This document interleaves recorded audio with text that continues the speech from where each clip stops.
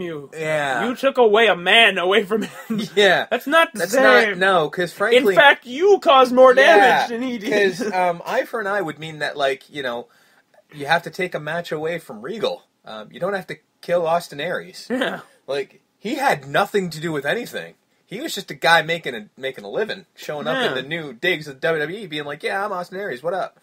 And then he apparently had to die. And what was up was you dying. Yeah, Austin apparently Aries. he had to die, and frankly, William Regal, I guess he lost his nuts, because he didn't do shit about it. He just sort of looked at him. Well, he's had neck surgery. True, but, you know, just looked at him menacingly, which frankly, I'm not gonna lie, if he looked at me like that, I'd probably shit my pants, because he looked angry. Mm-hmm. But, yeah.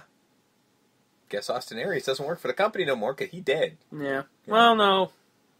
I think I read spoilies. It's going to be Austin and Baron take over Dallas, and I'm fine with that.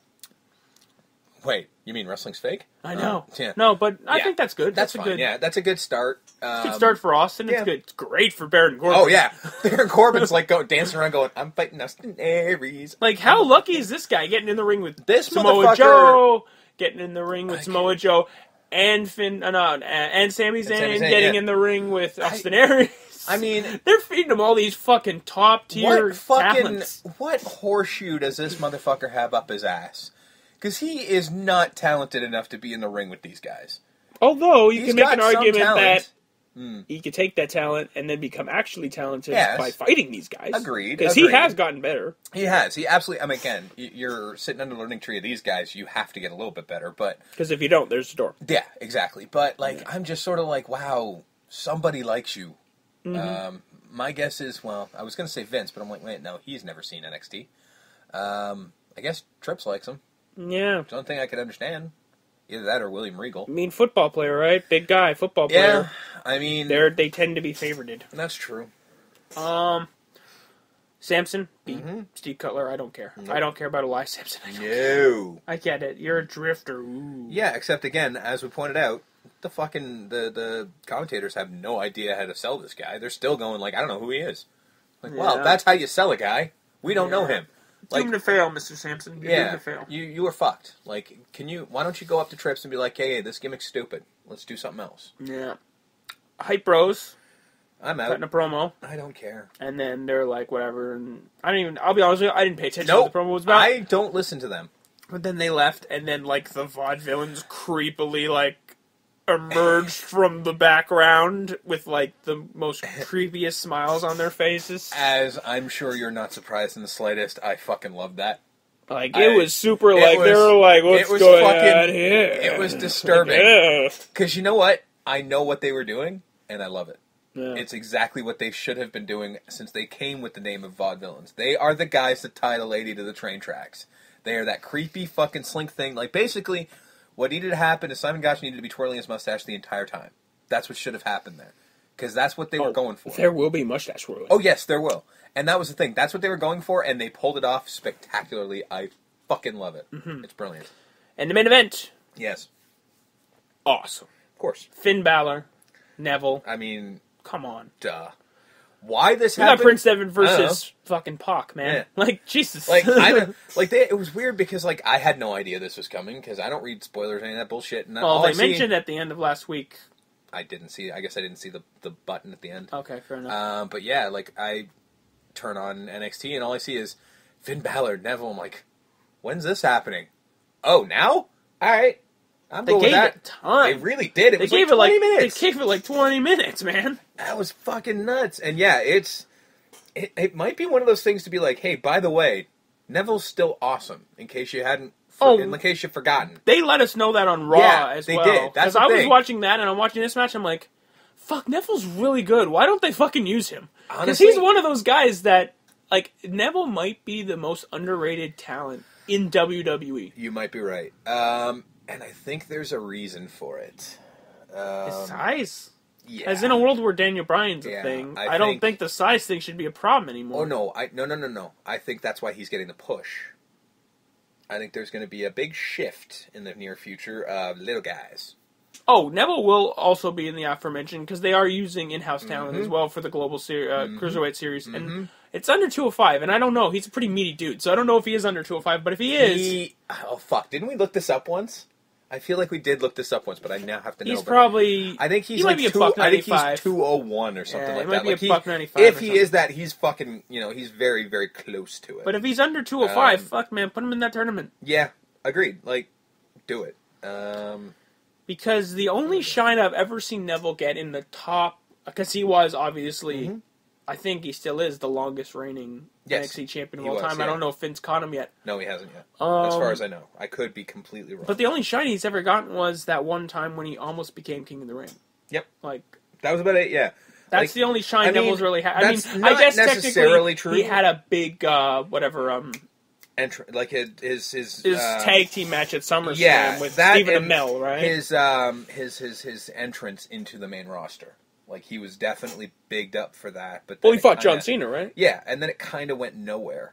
I do like the entrance. Oh, the entrance is great. Like, he's got... I'm a fan because it looks like he's crashing to Earth. Oh, yeah. And then he's just sitting there. And then he's there. Yeah. Because it looks like he's just landed from another planet. Yeah, he looks... It's a great move. It looks great. And then he gets in the ring and does... Yeah. The most ridiculous shit. You were almost exactly right. 194 pounds. There you go. Yeah. He looked like he's $195. Yeah. So, like he's you're under 205, bud? Yeah. You're in. I mean, that's the thing. And I think a lot of the smaller guys are going to get a shine in the near future because they're going to look for a new Daniel Bryan. Plain and simple. Yeah. They may have already found him. But we'll talk about Roadblock in a little bit. Mm-hmm. But, yeah. I guarantee you they're looking for a new Daniel Bryan. Not necessarily to be the world champion. In this world where we get guys like Neville who's super jacked, but he's small and can fly, we got Apollo Crews who's super jacked, but small and can fly. Yeah. That's the best of both worlds. Yeah. Vince gets a guy who's jacked, and we get a guy who's smaller and somewhat can do relatable, yeah. He doesn't look... He's got the build of a superhero, but he's not... Like, he didn't hit the genetic lottery. Like, if we... I don't want to say anything disparaging to Neville, but he is... Yeah. He's pretty fugly. I'm not gonna lie.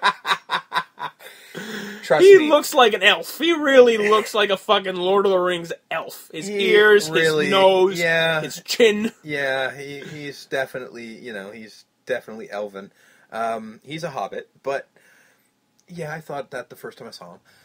But on that, and the accent, woof. Yeah, like that Geordie accent. There is a reason he doesn't talk because nobody Geordie. Fucking understands a word he's saying. And I only understand it because I've seen 6-7 seasons of Geordie Shore, so which I still have to watch.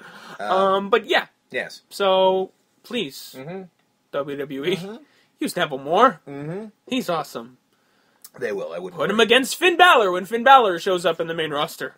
That we saw that works. Yeah. Are you enjoying the fact that Finn Balor is no longer using the coup de grace as a finishing move and more of a setup to his actual finishing move, which is now a Brainbuster?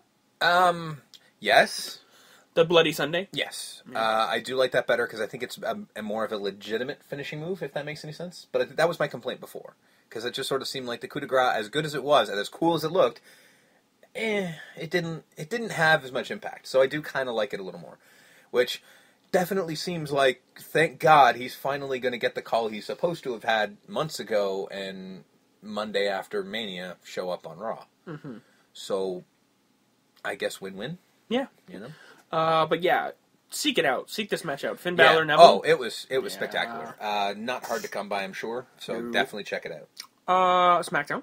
Yeah. Dean. Mm-hmm. Kevin Owens. Yep. Starting off the show. Dean in a chair explaining that this roadblock thing, like, I'm the roadblock. Mm-hmm. I'm the thing that's going to screw up WrestleMania. Me.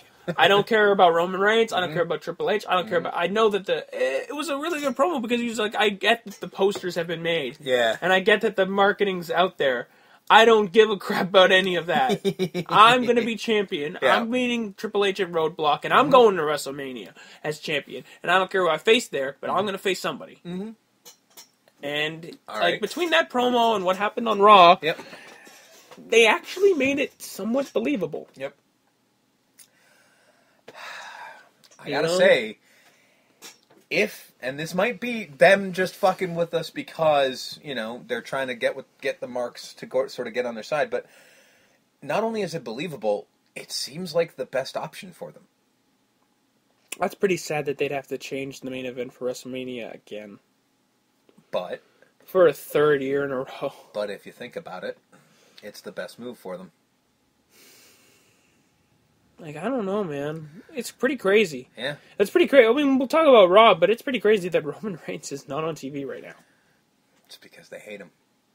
Apparently, the reason why... Now, I'm hearing this Is it because he did have a deviated septum? And no, I don't think they gave a fuck. They just found a good excuse to do it. Well, they were in Chicago on Monday, and you don't want Roman Reigns. No, you do not. Listen, I know I get on the IWC's ass a lot about these kind of things. Yeah.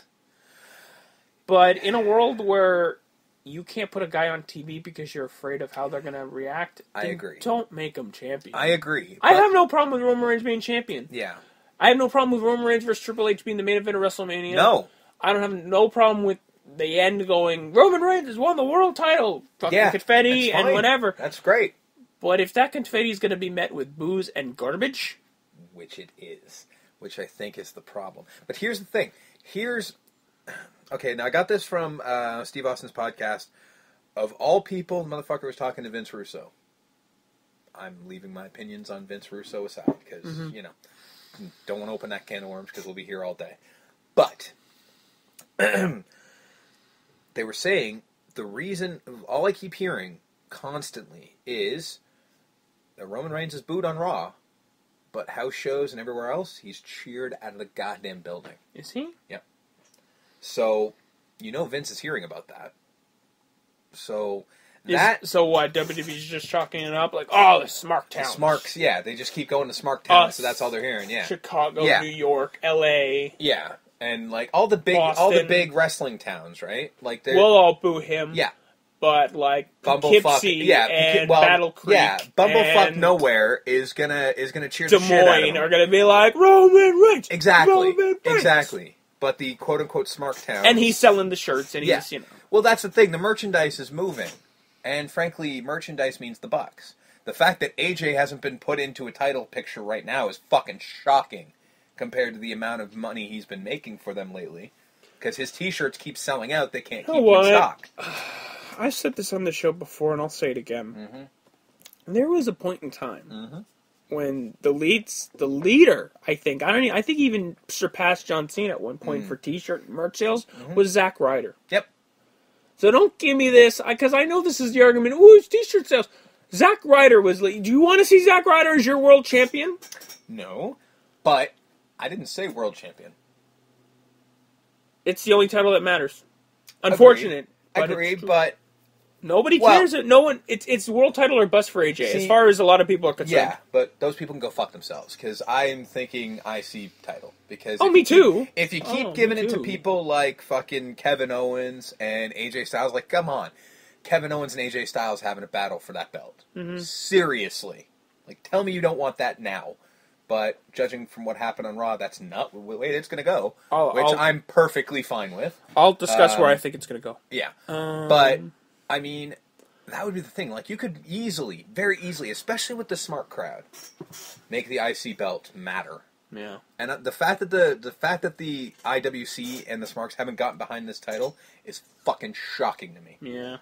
I know. Like, I don't get it. I mean, it might be a lot of your generation who doesn't, I'm not saying you, but your generation millennials who doesn't know the history. Or doesn't care. Because all they know from this belt is that it means nothing. Exactly. Yeah, like, it's gotta be that, because if any of them knew their history, they would know that the real wrestlers in the company always held the IC belt. Mm-hmm. It was the big names that sold the T-shirts and were the fucking big jacked up dudes were always the ones who had the world title. The world title, as much as it meant something, was never for the wrestlers. You could only say a handful of times that, from, I would say 1984 forward, that the best wrestler had the belt. There's only a handful of times. Macho Man was probably the first since 1984. Because I will... I'm trying to go through the Rolodex, man. I know. Hogan a bunch, obviously. Bret Hart in the 90s. You have to wait for the 90s for that. Austin in the 90s. Shawn Michaels in the 90s. And that was Austin post neck broken, so he wasn't even that great a wrestler. He wasn't the great wrestler Steve Austin anymore. He was more of a punch kick guy. Yeah, he was definitely a punch kick guy. Michaels was, and then you could say Undertaker as well. We're all talking 90s. There was an entire decade, pretty much, actually, dominated by there Hogan. is an entire